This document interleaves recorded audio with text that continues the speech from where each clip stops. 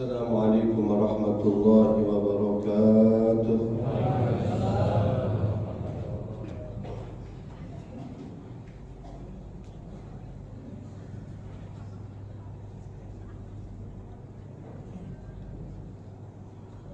Allahu Akbar, Allahu Akbar,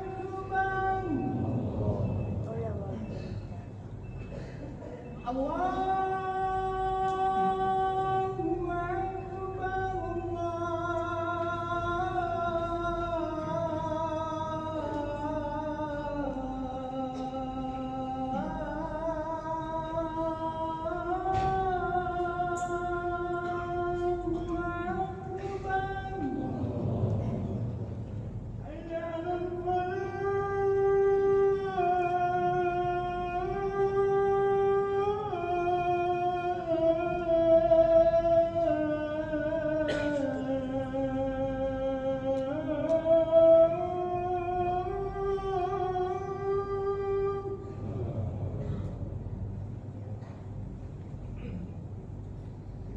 حي على الفلاح.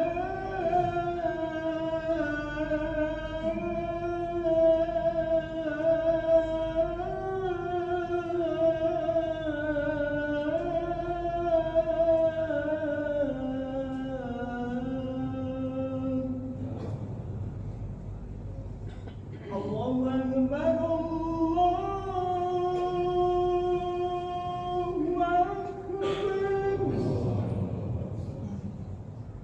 La ilaha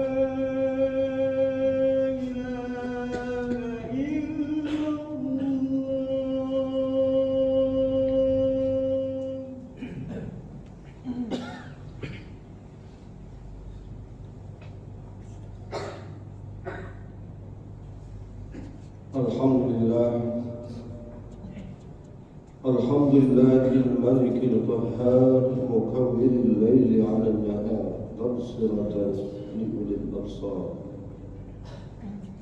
Asyhadu an la ilaha illallah wahdahu la syarika lah, syahadatan tunji qailaha min adhabin nar. Wa asyhadu anna sayyidana wa nabiyyana Muhammadan 'abduhu wa rasuluhu mu'min anwar. Allahumma salli wa sallim wa barik ala sayyidina Muhammadin al-Mukhtar wa ala alihi al-athhar wa ashabihi al-akhyar. Amma ba'd, fa ya ibadallah usikum wa nafsi taqwallah faqad faza al-muttaqun. وقال تعالى في كتابه الكريم أعوذ بالله من الشيطان الرجيم قد أفلح المؤمنون الذين هم في صلاتهم خاشعون والذين هم للزكاة فاعلون. معاشر المسلمين رحمكم الله, hadirin kaum muslimin jamaah salat Jumat, mudah-mudahan senantiasa dirahmati dan diridhai Allah Subhanahu wa taala. Marilah selagi kita masih diberikan kesempatan untuk menjalani hidup ini, kita tetap memelihara, menjaga iman dan takwa kita kepada Allah. Dalam arti kita melaksanakan perintah-perintahnya, menjauhi larangannya. Dan kita harus yakin bahwa apa yang Allah perintahkan adalah untuk kepentingan dan kebaikan kita. Dan Allah Subhanahu wa taala tidak melarang kepada kita sesuatu kecuali kalau dalamnya sesuatu yang merugikan kepada kita semua. Oleh sebab itu tidak ada satu bekal yang paling baik melainkan iman dan takwa kita kepada Allah. Wa tazawwadu fa inna khairaz zadi taqwa. Berbekallah kamu sekalian, karena sebaik-baik bekal adalah takwa. Hadirin kaum muslimin jemaah salat Jumat yang dimuliakan Allah, setiap hari setidaknya kita terus mengingatkan melalui kumandang azan hayya 'alas shalah hayya 'alal falah, Mari kita sholat, mari kita meraih kemenangan, keuntungan dan kesuksesan. Seakan dalam panggilan ini kita jangan sampai menjadi orang yang tidak punya orientasi dalam hidup. Karena inilah yang memang harus kita capai, harus kita raih. Jadi manusia-manusia yang sukses, tapi sekaligus dia berarti, bernilai di hadapan Allah Subhanahu wa Ta'ala. Karena dalam hidup ini banyak orang yang sukses dalam urusan dunia, tapi bagi Allah, di mata Allah dia tidak mempunyai arti apa-apa, tidak mempunyai nilai apa-apa. Tentu ialah satu kebaikan besar bagi kita. Hadirin kaum muslimin yang dimuliakan Allah, siapakah mereka orang-orang yang beruntung, yang sukses, tapi juga bernilai mata Allah? Pertama adalah antakuna ibadatu Allahi mukhlisah, bahwa dia harus selalu berhubungan dengan Allah Subhanahu wa Ta'ala. Dia harus dekat, dia harus dengan akrab. Karena kita datang dari Allah. Kita adalah milik Allah. Inna lillahi wa inna ilaihi raji'un. Kita ini milik Allah dan juga akan kembali kepadanya. Oleh karena kita harus tahu dari mana kita berasal, maka kita harus yakin benar bahwa sesungguhnya Allah Subhanahu wa Ta'ala menjadikan kita ini tentu bukan sia-sia. Orang yang menyadari dirinya, dia tidak akan pernah melupakan dari yang dia datang.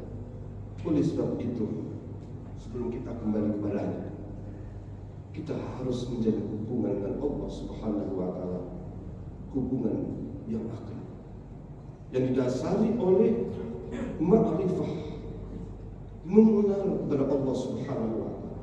Karena Allah berfirman, fa'lam annahu la ilaha illallah, ketahuilah olehmu bahwa tidak ada Tuhan kecuali. Artinya kita tidak mungkin akan beriman kalau kita tidak pernah mengenal. Beriman itu artinya rasa percaya. Kita menaruh kepercayaan, rasa amannya kepada Allah Subhanahu wa Ta'ala. Kan bisa jadi kita merasa aman, kita menyerahkan rasa aman kita ini bukan kepada Allah, bisa jadi kepada kekayaan kita. Kalau kita banyak duit, rasa aman. Tapi ketika tidak punya, kita begitu gelisah. Ini artinya kita menaruh rasa aman itu kepada Allah. Coba kita berusaha untuk menyerahkan rasa aman kita kepada Allah Subhanahu wa Ta'ala, karena Dia adalah segala-galanya. Nah, dengan kita ma'rifah mengenal kepada Allah, kita akan terus berusaha untuk dekat, untuk berhubungan dengan mesra. Maka disitulah muncul kesadaran beribadah penuh dengan antusias. Antakuna ibadatu Allah. Setidaknya bahwa kita dengan segala kekurangan, kita harus selalu merasa butuh kepadanya dalam segala hal. Bukan saja ketika kita dalam kekurangan, di saat kita dalam kesusahan, dan baru kita menghadap pada Allah. Tapi cobalah bahwa kebutuhan kita harus selalu kita curahkan kepadanya. Karena ketika kita berhubungan dengan Allah, ketika kita beribadah, dasari oleh rasa butuh, disitulah akan muncul kekhusyukan, muncul keseriusan. Orang lagi kepepet, dia begitu nikmatnya zikir, dia begitu nikmat berdoa. Maka posisikan diri kita pun selalu butuh pada Allah, karena disinilah hasilnya kita ibadah dengan baik. Dan hubungan dengan Allah Subhanahu wa Ta'ala, media yang paling efektif adalah sholat itu sendiri. Maka Allah katakan, maka dalam panggilan adzan, hayya ala sholat.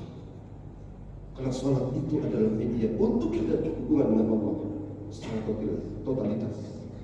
Karena kita berhubungan kita dengan mulut kita memuji kepada Dia, tapi juga dengan pikiran kita selalu bermunajat, kita merenung di hadapan Allah. Sekaligus tubuh kita juga ikut aktif. Hati kita juga ikut bekerja pada saat sholat. hati kita, pikiran kita, lidah kita, tubuh kita sujud di hadapannya. Maka posisikan diri kita bahwa kita butuh pada Allah, kita akan temukan bagaimana indahnya sujud kepada Allah Subhanahu wa Ta'ala. Ini yang pertama. Tapi ketika kita sudah mulai meninggalkan, melupakan, berarti awal dari bencana yang akan menghadap kita. Hadirin sekalian yang Allah Subhanahu wa Ta'ala. Kemudian yang kedua adalah ayyakuna naf'uhu linnasi zahir. Orang yang sukses sekaligus bernilai maka Allah adalah orang yang memberikan manfaat kepada banyak orang. Semakin banyak memberikan manfaat kepada orang, semakin bernilai, semakin berharga di mata Allah Subhanahu wa Ta'ala. Dan kita telah diberikan berbagai macam kelebihan oleh Allah. Dengan kelebihan itulah kita harus berbagi pada makhluk Allah, pada manusia, pada alam ini. Karena semuanya Allah ciptakan sesuai dengan tugasnya, memberikan kontribusinya. Katakanlah pohon-pohon, katakanlah pohon mangga telah memberikan buahnya untuk kita. Pohon jeruk telah memberikan buahnya untuk kita, untuk kepentingan manusia. Pohon-pohon yang tidak berbuah, berbunga, maka telah memberikan berbagi itu aroma bunganya. Binatang juga sama. Seekor ayam telah memberikan kontribusi dalam kehidupan ini, telurnya. Bayangkan, orang sekarang kalau tidak ada telur, itu sudah demikian kacaunya. Ayam telah memberikan manfaatnya, kontribusi dengan telurnya, belum dengan dagingnya, bulunya. Kambing juga demikian, sapi juga demikian. Angin dengan tiupannya memberikan itu kesegaran. Matahari telah memberikan sinarnya, cahayanya untuk kehidupan kita. Matahari sudah melaksanakan tugas memberikan manfaat dan kehidupan.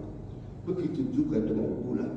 Tidak ada makhluk Allah yang Allah ciptakan kecuali telah memberikan kontribusi dalam kehidupan ini. Pertanyaannya, sejauh mana kita memberikan kontribusinya untuk kehidupan manusia? Kita malu pada mereka. Oleh sebab itu, kalau kita punya ilmu, ilmu itulah ayo manfaatkan. Kalau kita punya kedudukan, kedudukan itulah dan supaya menjadi manfaat untuk kepentingan, kemaslahatan untuk orang-orang yang mukmin. Kalau kita punya kelebihan apapun, berikanlah kelebihan ini untuk berbagi kepada orang lain. Masing-masing Allah berikan kepada kita yaitu kelebihan, bakat yang memang harus kita berikan. Dan Allah Subhanahu wa Ta'ala surah Ar-Ra'd ayat 17 mengatakan, wa amma az-zabdu fayadhhabu jufa'an wa amma ma yanfa'un nasa fayamkutu fil ardh. Adapun buih-buih itu akan hilang seperti buih itu akan hancur berantakan karena cuma tertiup oleh angin. Wa amma ma yanfa'un nas fayamkutu fil ardh. Adapun yang bermanfaat bagi manusia, maka dia akan eksis, akan selalu dikenal, akan selalu dibicarakan oleh orang. Siapapun dia, bahkan orang kafir pun, kalau dia memberikan manfaat, dia selalu dikenal. Kita lihat hasil-hasil yang diberikan oleh orang-orang yang tidak beriman. Bukankah kita malu dalam hal ini? Hadirin yang dimuliakan Allah Subhanahu wa Ta'ala. Maka Rasulullah SAW mengatakan, khairun nas anfa'uhum lin nas. Sebaik-baik manusia yang paling bermanfaat. Sampai-sampai keluarga Imran ingin ada satu kontribusi dari keluarga. Diceritakan dalam surah Al-Imran, idh qalat imra'atu Imran rabbi inni nadartu laka ma fi batni muharraran fataqabbal minni innaka antas samiul alim. Ingatlah ketika istri Imran dia mengatakan, ya Allah, aku berjanji, aku bernazar, anak yang aku kandung di dalam perutku ini, biarkan dia menjadi merbuat masjid. Asalnya seperti itu. Biarkan dia melayani di masjid. Dia bebas daripada kehidupan yang lain. Kenapa? Karena ingin ada keturunan itu bermanfaat. Mungkin barangkali orang menilai seorang merokok, seorang tukang sapu itu adalah hina. Tapi justru ketika dia berbuat, dia bekerja, maka dia termasuk orang yang paling penting karena dia mementingkan orang lain. Ini adalah contoh yang sederhana. Oleh sebab itu Rasulullah SAW begitu marah ketika ada seorang tukang sapu yang meninggal, kemudian dia tidak beritahu pada Rasulullah SAW. Rasul kehilangan. Kemana orang biasa nyapu di masjid ini? Nangis Rasulullah. Ya Rasulullah, sudah seminggu dia meninggal. Apa kata Nabi? Ka'annahum saghbaru. Dianggap mereka itu kecil, orang itu orang besar. Ini artinya ini memberikan satu contoh, memberikan manfaat, walaupun itu adalah katakanlah menyapu, berbuat mulus. Tapi ketika kita punya kemampuan yang lain, itu akan lebih dahsyat kita. Hadirin sekalian Allah Subhanahu wa taala. Juga Nabi Ibrahim alaihissalam doanya di antaranya adalah waj'alni lisana sidqin fil akhirin. Ya Allah, jadikan aku buah bibir yang manis pada generasi mendatang. Generasi mendatang, kita lihat bagaimana Nabi Ismail, bagaimana Tuhan Ibrahim, semua dikenal semua. Ini yang kedua. Yang ketiga, ayyakuna an-nas amina min syarri. Orang yang sukses adalah orang kehadirannya dimanapun dia memberikan rasa aman. Ketika hadir di tengah rumah tangga merasa aman, merasa nyaman, istri, anaknya datang di tengah masyarakat merasa aman. Bahkan orang selalu merindukan, merasa hilang kalau dia tidak ada. Dan itulah sahabat-sahabat Nabi besar Muhammad Sallallahu Alaihi Wasallam. Dan Rasulullah telah memberikan satu contoh kehadirannya di Madinah. Kita tahu Madinah itu adalah kota yang sebelumnya terus katakanlah jauh malu. La ta'bu narul harbi, tidak pernah padam api peperangan. Kedatangan Nabi Muhammad dengan ajarannya itu syariat Islam ini tentu semakin menambah komplit, tapi justru tidak. Kehadiran Nabi bersama ajarannya justru memberi ketentraman. Itulah sesungguhnya hakikat Islam. Jadi kalau kita tahu kita ini orang baik atau tidak, kehadiran kita di situ betul diterima oleh orang dalam baik. Dia hormat, dia kagumi. Itulah Islam. Tapi ketika kehadiran kita atau ajaran kita, orang kemudian mencibir, orang semuanya gelisah dan sebagainya. Oleh sebab itu kita jangan sampai terjebak. Kadang atas nama agama, tapi justru malah orang semakin gelisah. Nah, ini dimuliakan Allah Subhanahu wa taala. Banyak sekarang orang kecewa terhadap agama, karena agama ini kadang-kadang sudah tidak lagi bisa diandalkan untuk memberikan solusi dan sebagainya. Kenapa? Tidak tahu, tidak memahami. Ini yang sampaikan ini suksesnya adalah substansi daripada agama itu sendiri. Mengenal kepada Allah, kita selalu hubungan memberikan manfaat pada manusia dan kehadiran keberadaan kita itu merasa nyaman. Dan yang keempat terakhir adalah ayyakuna aisan bima fi aidinas.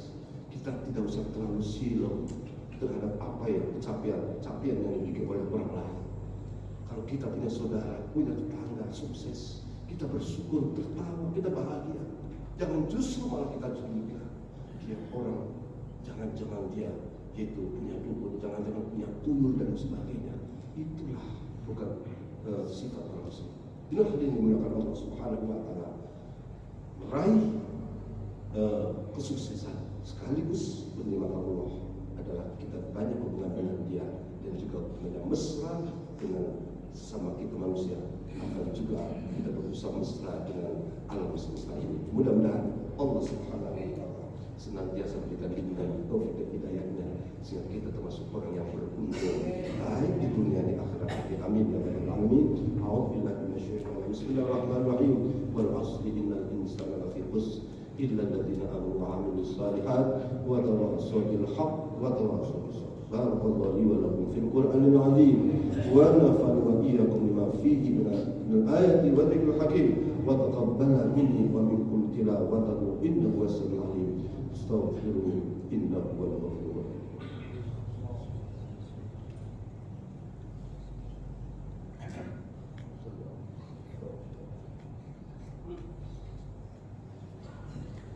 Alhamdulillah hamdan katsiran kama amara asyhadu an la ilaha illallah wahdahu la syarika lah idghaman liman jahada bihi wa kafa wa asyhadu anna sayyidana wa nabiyyana Muhammadan abduhu wa rasuluh sayyidul khalaiq wal bashar. Allahumma salli wa sallim ala hadha an-nabiy al-karim bil qalbir rahim sayyidina Muhammadil amin wa ala alihi wa sahbihi wa sallam tasliman katsiran. Amma ba'du fa ya ibadallah ittaqullaha haqqa tuqatih wa la tamutunna illa wa antum muslimun wa'lamu anna Allah amarakum bi amrin bada'a fi bi nafsihi wa thanna bi malaikatihi musabbihati bi qudsihi wa qala ta'ala wa lam yazal qadiran 'alima inna Allaha wa malaikatahu yusalluna 'alan nabi ya ayyuhalladhina amanu sallu 'alaihi wa sallimu taslima. اللهم صل على سيدنا محمد وعلى سيدنا محمد وعلى الخلفاء الراشدين ابي بكر وعمر وعثمان وعلي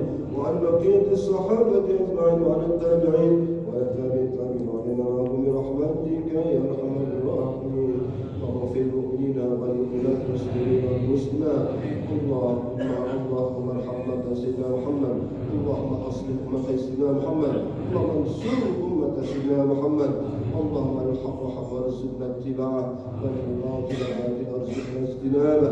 اللهم الف بين قلوبنا واصلح ذات بيننا واهدنا سبل السلام واخرجنا من الظلمات الى النور. اللهم اعطنا رضاك في الدنيا والاخره. اللهم اختم لنا بالسعاده والشهاده والمغفره. ربنا آتنا في الدنيا حسنه وفي الاخره حسنه وقنا عذاب النار. عباد الله ونأمر بالعدل والإحسان وإيتاء ذي القربى وينهى عن الفحشاء والمنكر والبغي يعظكم لعلكم تذكرون. فاذكروا الله يذكركم واشكروه على نعمه يزدكم ولذكر الله أكبر والله يعلم ما تصنعون.